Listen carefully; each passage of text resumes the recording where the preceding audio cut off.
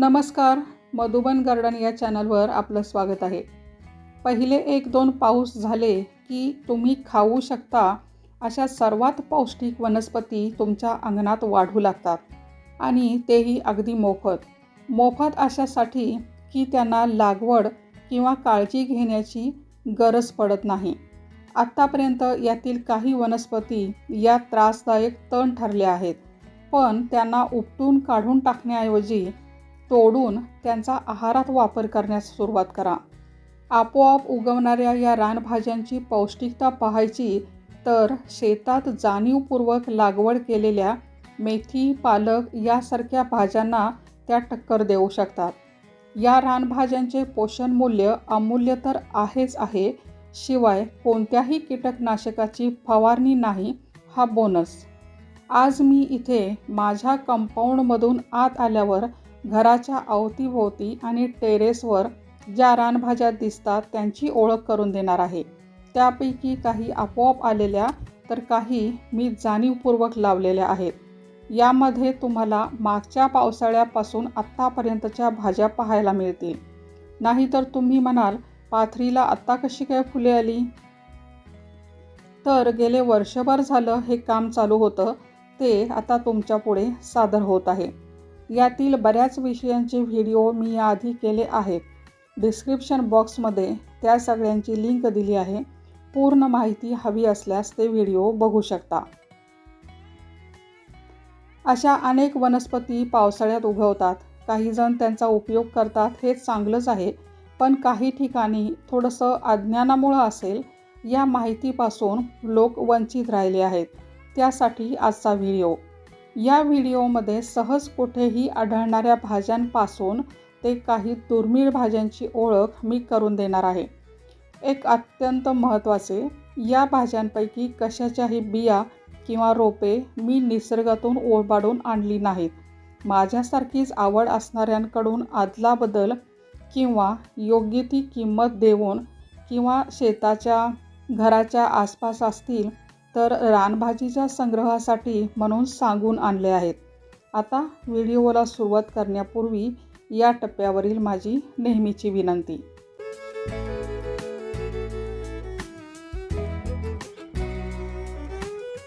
आणि ज्याचं उत्तर याच व्हिडिओमध्ये आहे असा एक प्रश्न व्हिडिओच्या शेवटी विचारला आहे.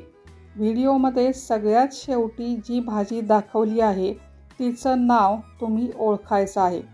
अर्थात त्यासाठी शेवटी हिंट देणार आहे. बरोबर उत्तर देणाऱ्यास एक छानशी गिफ्ट मिळेल. तर चला करूया सुरुवात. सगळ्यात पहिली भाजी आहे माझी प्रिय जिवती किंवा दोडी. ही वेल 20 ते 25 फूट उंच वाढते. मे महिन्यात पाऊस पडल्याबरोबर वेलीला नवीन धुमारे फुटू लागतात आणि लवकरच वेल कळ्या फुलांनी बहरून जाते.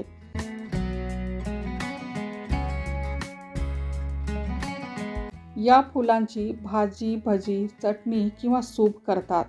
अतिशय उत्कृष्ट चवीची भाजी आहे ही. कटिंग, बिया किंवा दाबकलम पद्धतीने जिवतीची रोपे तयार करता येतात. याच्या संपूर्ण माहितीचा व्हिडिओ मी याआधीच केला आहे. डिस्क्रिप्शन बॉक्समध्ये लिंक दिली आहे, बघू शकता. दुसरी भाजी आहे बहावा. खरं तर बहावा ही रानभाजी आहे हे समजल्यावर मला खूप आश्चर्य वाटलं होतं.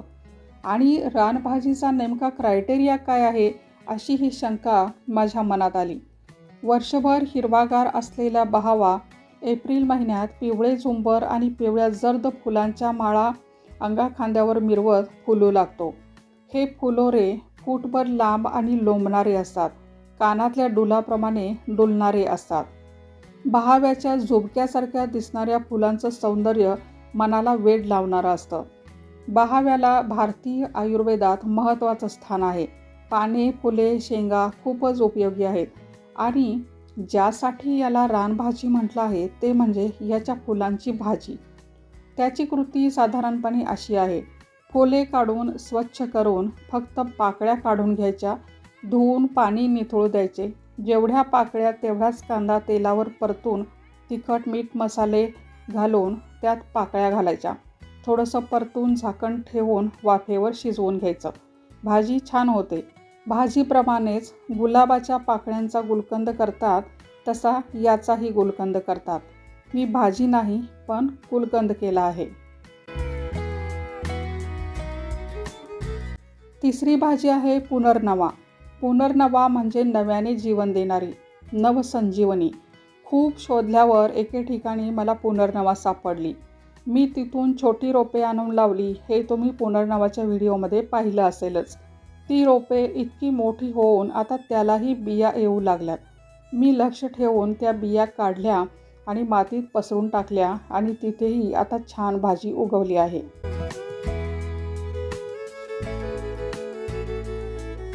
पुनर्नवा हे आयुर्वेदातील सर्वात विश्वासार्ह आणि प्रभावी औषधांपैकी एक आहे. औषधांसाठी मुळांसकट संपूर्ण वनस्पती वापरली जाते. पुनर्नवा अनेक आजारांवर औषध म्हणून वापरली जाते. प्रामुख्याने स्त्रियांच्या काही रोगांवर उपयुक्त आहे. अशक्तपणा आणि हार्मोनल असंतुलनासाठी तसंच यकृत आणि मूत्रपिंडाच्या आजारासाठी सर्वात जास्त लोकप्रिय आहे. कर्करोग, कावीळ, पचनक्रिया सुधारणे, किडनी विकारांवर उपयुक्त आहे. एक उत्कृष्ट आणि पौष्टिक औषधी वनस्पती म्हणून पुनर्नवाचा उल्लेख केला जातो. पुनर्नवापासून पुनर्नवारिष्ट, पुनर्नवासव, पुनर्नवादी मंडूर आणि इतरही असंख्य आयुर्वेदिक औषधे तयार केली जातात.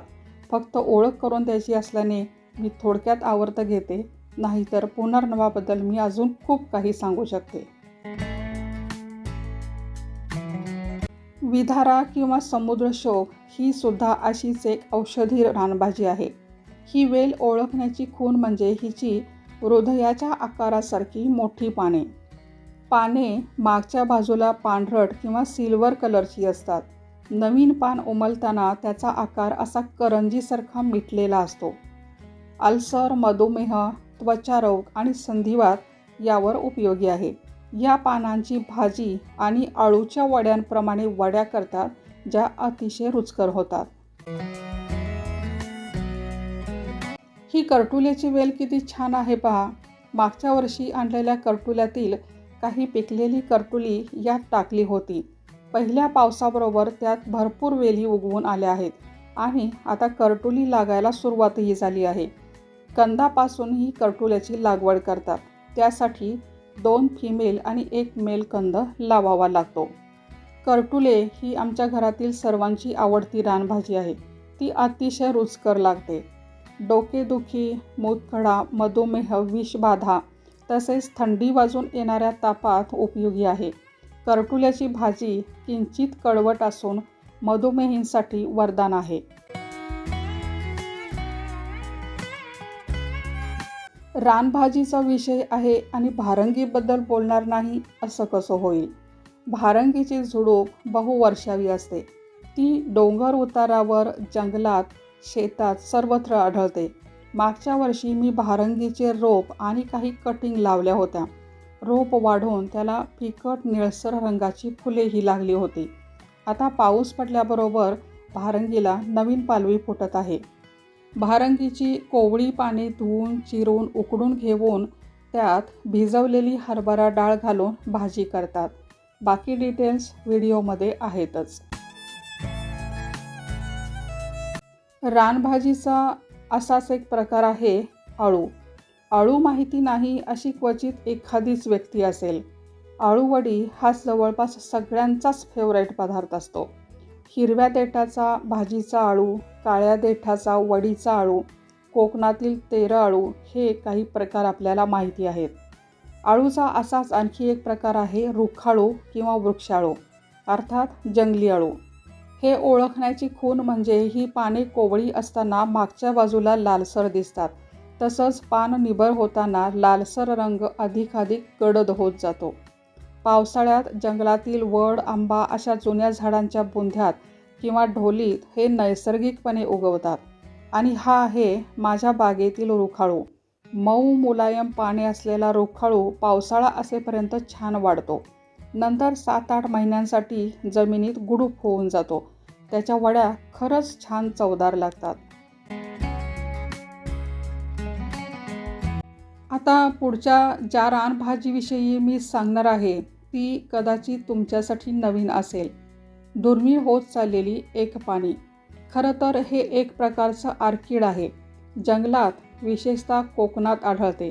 बोटाच्या एका पेरा एवढा छोटासा कंद असतो. पहिल्या पावसानंतर त्यातून एकच एक पान उगवते. हीच ती एक पाणी भाजी. 2-3 वर्षापूर्वी रानभाजी प्रदर्शनातून आणली होती.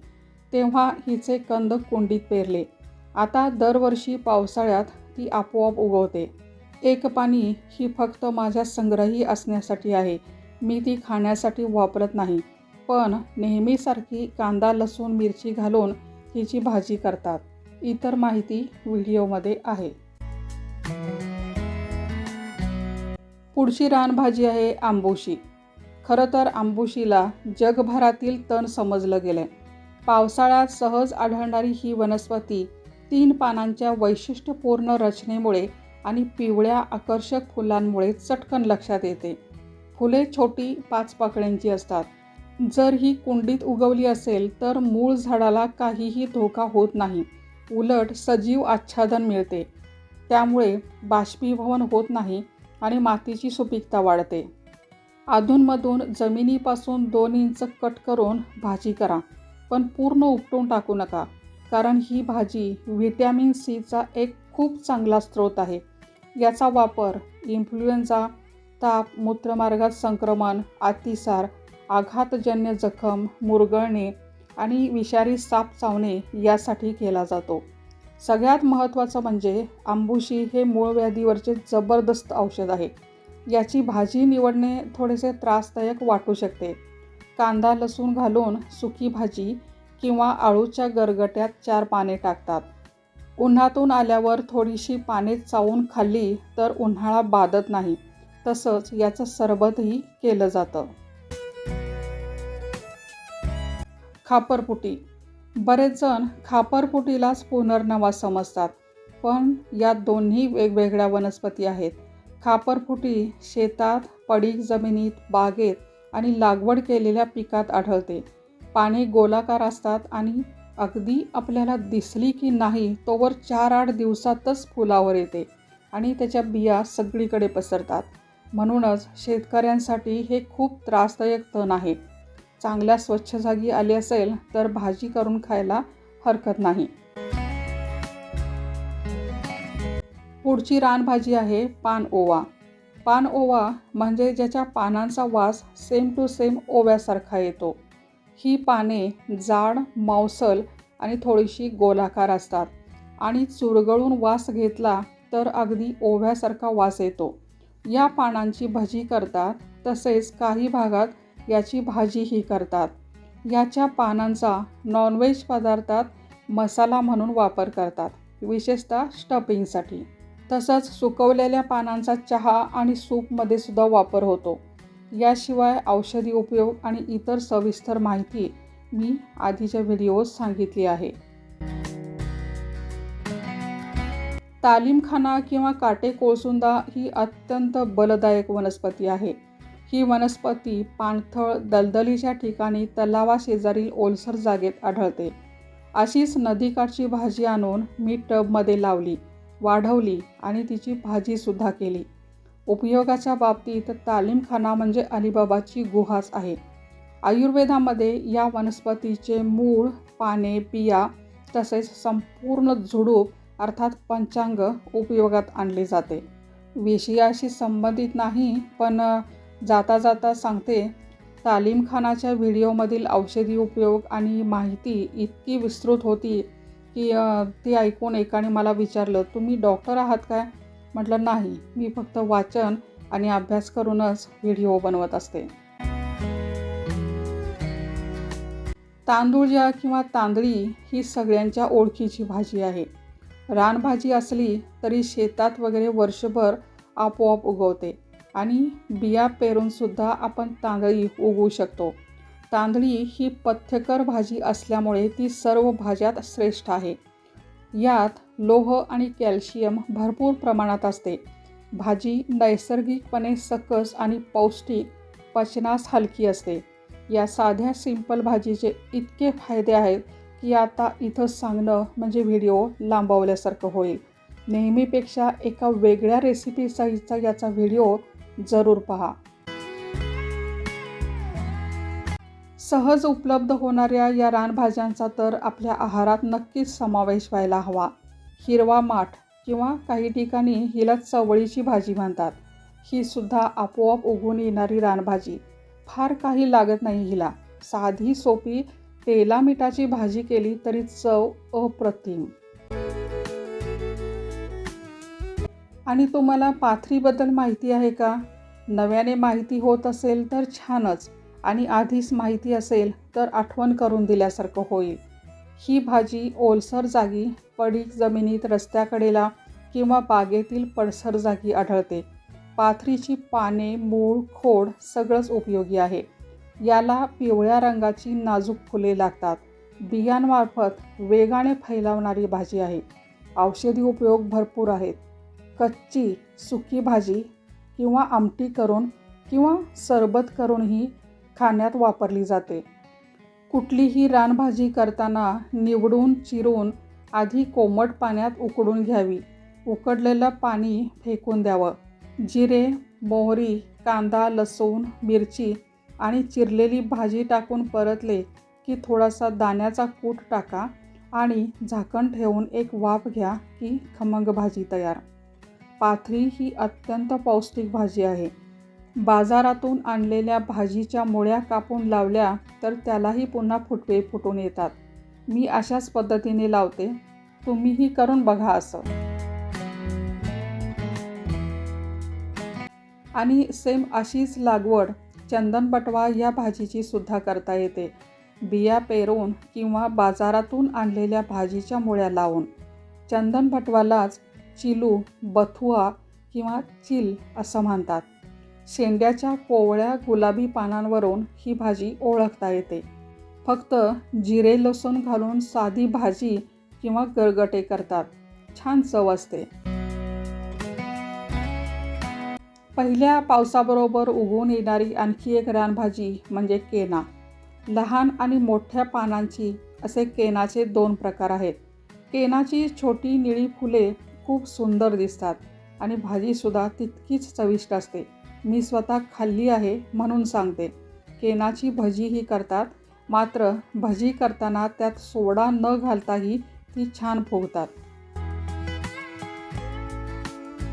मायाळूमध्ये 2 प्रकार आहेत, लाल देठाचा आणि हिरव्या देठाचा. मायाळूची भाजी ही अत्यंत बहुगुणी असून जीवनसत्वांचा खजिनाच आहे. ही बारमाही वनस्पती असून वर्षभरात केव्हाही याची लागवड करता येते. याच्या पानांची भाजी, भजी किंवा गरगटे करतात. मायाळू ही गुणाने थंड भाजी आहे. याचे खूप सारे उपयोग आधीच्या व्हिडिओमध्ये पाहायला मिळतील. घोळ आणि चिवळ या भाज्यासुद्धा आपोआप उगवणाऱ्या आहेत. काही जणांच्या फार आवडीच्या असल्या तर शेतकऱ्यांसाठी मात्र त्रासदायक तण ठरलेल्या आहेत. भाकरी झाल्याबरोबर त्याच तव्यात थोड्याशा तेलावर परतलेली घोळ किंवा चिवळचे मुटके, पराठे किती छान लागतात. तुम्ही खाल्ल्या आहेत का या भाज्या? भोपळ्याच्या पानांची भाजी करतात किंवा इतर मिक्स भाजीमध्ये पाने, फुले वापरतात. त्यामुळे भोपळा ही सुद्धा एक रानभाजीच आहे. मागच्या वर्षी 2 वेगळे प्रकार झाले. यावर्षी चांगला पाऊस सुरू झाला की तांबड्या आणि पांढऱ्या भोपळ्याचे बी पेरणार आहे. माकडशिंगी या दुर्मिळ होत चाललेल्या औषधी रानभाजीबद्दलचा व्हिडिओ नुकताच झाला आहे. त्यामुळे आता त्याबद्दल जास्त काही सांगत नाही. तसंच हाडजोडी किंवा कांडवेल हाड फ्रॅक्चर झाल्यावर कुटून बांधतात. याने हाड जोडलं जातं असं म्हणतात. कॅल्शियमचा भरपूर स्रोत असलेली ही वनस्पती कोणत्या ना कोणत्या स्वरूपात खाण्यासाठी वापरतात. अजून बऱ्यापैकी वाढली की याचा सविस्तर माहितीसह व्हिडिओ करेन. गुळवेल किंवा गुडूची पानांच्या आणि देठाच्या विशिष्ट रचनेमुळे लगेच ओळखते.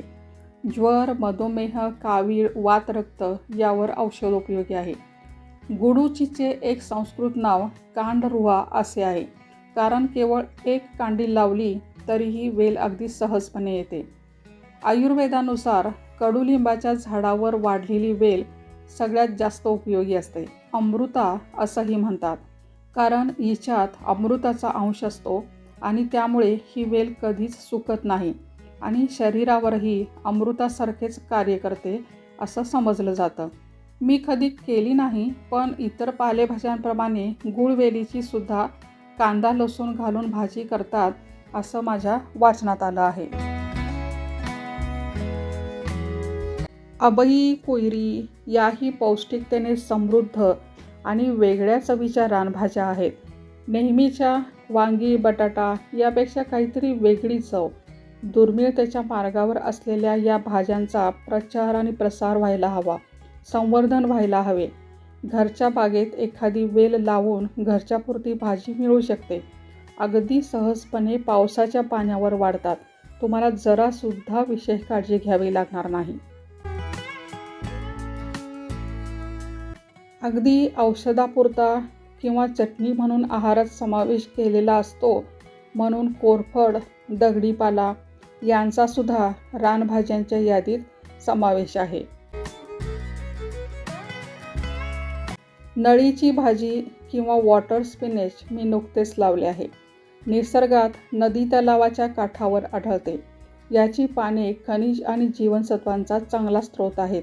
या भाजीचे सगळेच भाग खाण्यायोग्य आहेत. बाजारातून आणलेली असेल तर मात्र मिठाच्या पाण्यात उकडून घेऊन मगच करावी.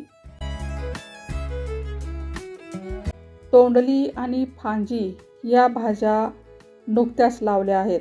तोंडलीचे रोप मिळाले आणि फांजी किंवा सांजवेल बिया पेरून उगवली आहे. एक महत्त्वाची टीप सांगते, फक्त पावसाळ्यातच याचे बी रोजते.